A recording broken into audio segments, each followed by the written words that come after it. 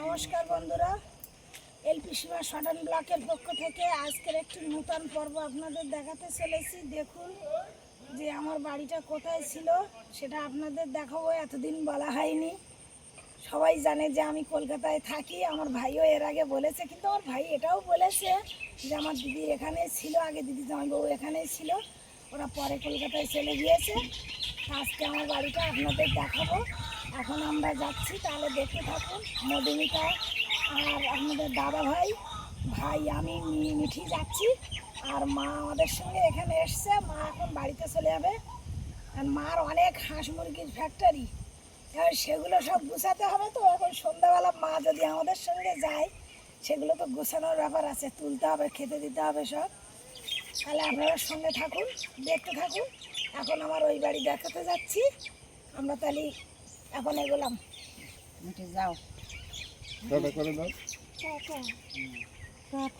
আমাকে নিয়ে যাবে? চলো, নিয়ে যাবে? হ্যাঁ, মাকে টাটা করে দাও। চলো চলো, তাহলে আমরা এগোই। চলো। মধু আসো তাহলে। তাহলে তুমি এখন তুলে দাও।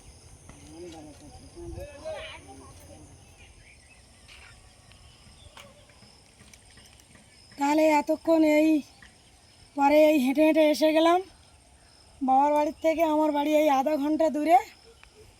তখন কি কষ্ট করেছি তা আপনাদের আর কি বলবো। মানে এই সমস্ত রাস্তাঘাট সব মানে ছিল তখন কাঁচা, খালের পাড়ে দুটো বাচ্চা নিয়ে যা কষ্ট করেছি। তারপর যখন এই ঢালাই হলো তখনই আমরা চলে গেলাম। হ্যাঁ ঘরের মাল নিয়ে আসার সময় কিভাবে নিয়ে হ্যাঁ, এসেছিল? আর এই ঘর যখন বেঁধেছি, এটা আমার বাড়ি, আর এই ঘর যখন বেঁধেছি তখন ঠিক এতটা করে কাদা এই রাস্তায়। আপনাদের দাদা ভাই আর আমি মানে কি বলবো, আর মাথায় করে করে স্টোন বালি ওই সেই মনসা মোড় থেকে ওখান থেকে হেঁটে হেঁটে হেঁটে হেঁটে এখানে আনবো। মানে কি কষ্ট করেছি তো সে আপনাদের কি বলবো। এমনও কি মধু প্রেগনেন্ট ছিল, সেই অবস্থায় মানে বর্ষা তখনই মানে ছিল মানে পেটে। এইবার তখন মানে ও মিস্ত্রিদের রান্না করতো, আর আপনাদের দাদা ভাই আর আমি মানে আমার এক পিসির ছেলে মিস্ত্রি। এবার ওকে নিয়ে আমরা এই ঘর বেঁধেছি। মানে একটা মিস্ত্রি নিয়েই শুধু দুজন লোক, মানে ইট বালি সমস্ত সমস্ত সব দুজনেই গুছিয়ে দেবো। আর উনি মশলা মাখাবে, আমি কখনো মশলা এগিয়ে দেবো, কখনো মিস্ত্রিকে ইট এগিয়ে দেবো। মানে সে কষ্ট আর আপনাদের বলে ঠিক বোঝাতে পারবো না। হ্যাঁ, অনেক কষ্ট করে আজকের এই জায়গায় এসেছি। তাহলে আসুন সবাই সঙ্গে থাকুন, বাড়ির দিকে আসুন, দেখতে থাকুন। চলো যাওয়া যাক, মাসি আসো। যাওয়া যাক।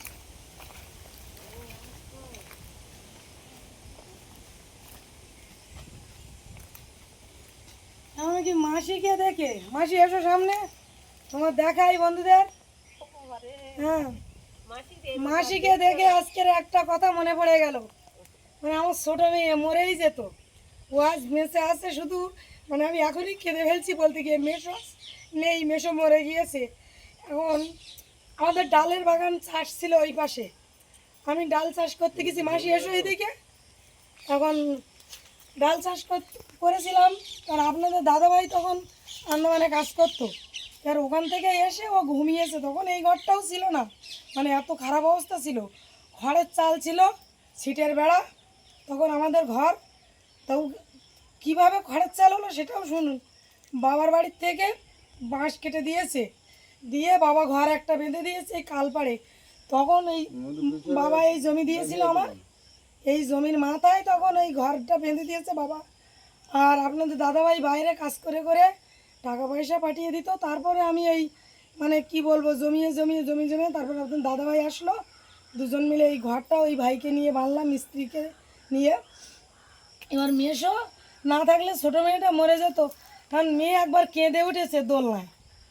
এবার আর কোনো শব্দ হচ্ছে না নাকি, এবার মেসো বলছে আমাকে দুবার ডেকেছে সীমা সীমা করে।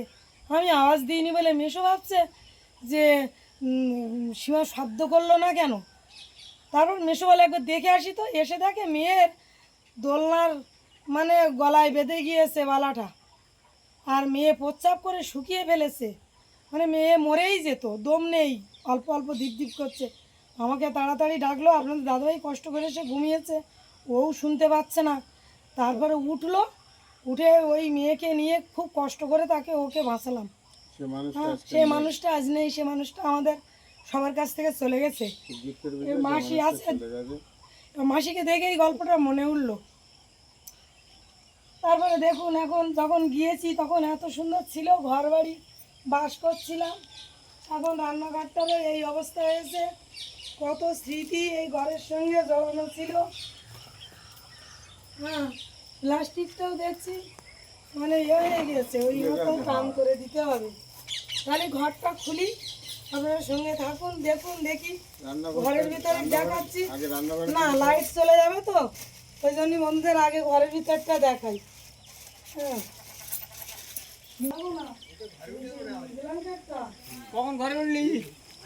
এ কত লোকজন এসছে দেখ দিদি।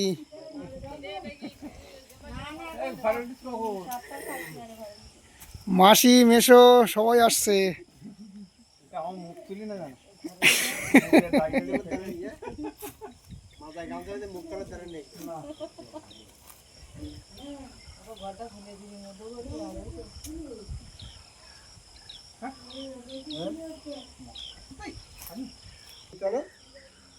ঘরের ভিতরে ঢুকলাম, খুলেছি, কিন্তু ঘরের ভিতরে আপনাদের দেখানো যাচ্ছে না, কারণ ঘরের ভিতরে তার কারেন্ট নেই, লাইনটাও কেটে দিয়েছে, আমরা এখানে থাকি না বলে। তা ঘরের ভিতরে তো অন্ধকার, কোথায় কি আছে, হ্যাঁ সাপ পোক আছে নাকি ঠিক নেই, কিন্তু ওই জন্য আপনাদের আর দেখাতে পারলাম না ঘরের ভিতরটা।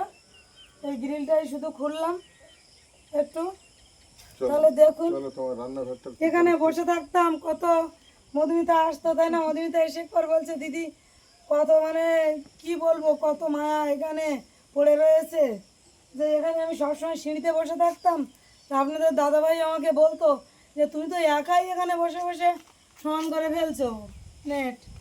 হ্যাঁ, চলো তোমার রান্নাঘরের দিকে। আর আমার রান্নাঘরটা দেখুন,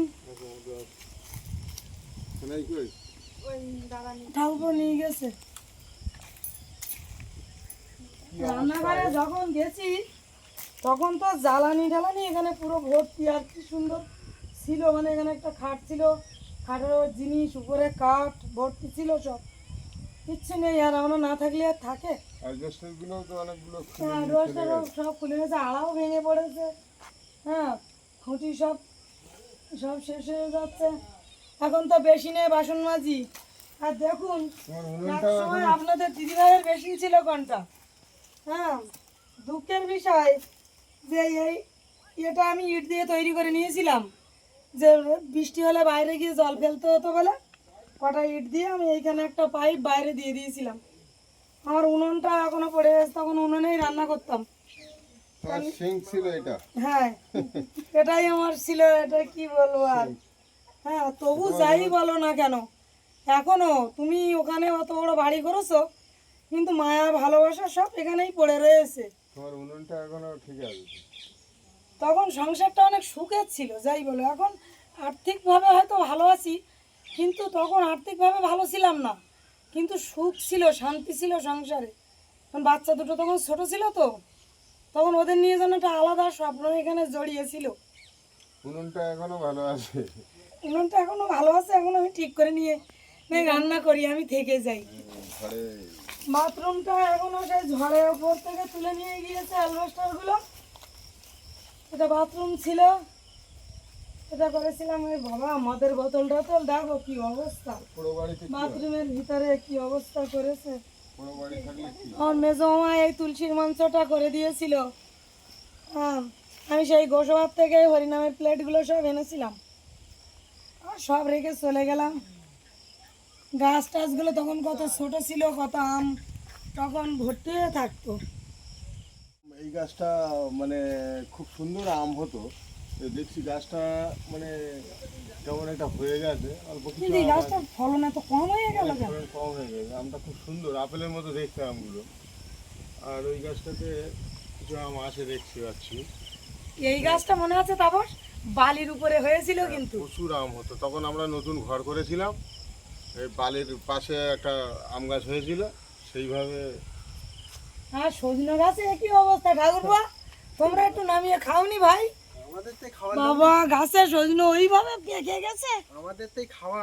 কিন্তু কলকাতায় হলে শালা 10 টাকা করে শ কিনে খেতে হতো, আমরা খেয়েছি তো। 10 টাকা 20 টাকা। হ্যাঁ 20 টাকা 10 টাকা করে শ সজনে। তারপরে ওইবারে পেয়ারা গাছ ছিল, সে পেয়ারা গাছটা মরে গেছে, লেবু গাছ মরে গেছে। পুকুরে শ্যাওলা জমে যায়। হ্যাঁ কিন্তু আমাদের ছোট পুকুর হলে কি হবে ঠাকুর বলো, কত বড় বড় মাছ ছিল আমাদের এই পুকুরে। হ্যাঁ আমাদের পুকুরে বড় বড়ই মাছ হতো। আর জলটা যেন কই দিদি কই, তোমার দিদি কই দেখি? গেছে। কই দিদি কই, তো কই দিদি কই? কই দিদি কই? মানে কই দিদি কই বলো? আমাদের জমিটা কিন্তু বন্ধুরা দেখুন আমাদের জমিটা পুরো ওই পাড়া পর্যন্ত, ওই দূরে দেখা যাচ্ছে ওই পাড়া বাড়িগুলো, ওই বাড়ির পুরো ওই মাথা পর্যন্ত আমার জমিটা। আর এই ঘাটে বসতেই একটা কথা মনে পড়ে গেল, মানে গরমের সময় আমরা এখানে বসতাম, মানে এখানে একটা লাইট ছিল, লাইট দিয়েছিলাম। তো গরমের সময় আমাদের বেশ কিছুটা সময় এখানে একটা মানে আমরা পোস্ট করেছিলাম একটা বাঁশ, হ্যাঁ একটা বাঁশের গায়ে একটা লাইট করে এখানে আমরা বসতাম গরমের সময়, মানে মানে রাতে অর্ধেকটা সময় কেটে যেত এখানে, খুব ভালো লাগতো এই সময়। গরমের সময় হাওয়া, পুকুরের হাওয়া। মিটি এইসব শুনে হাসছে, মিটির মা মানুষ হয়েছিল এখানে।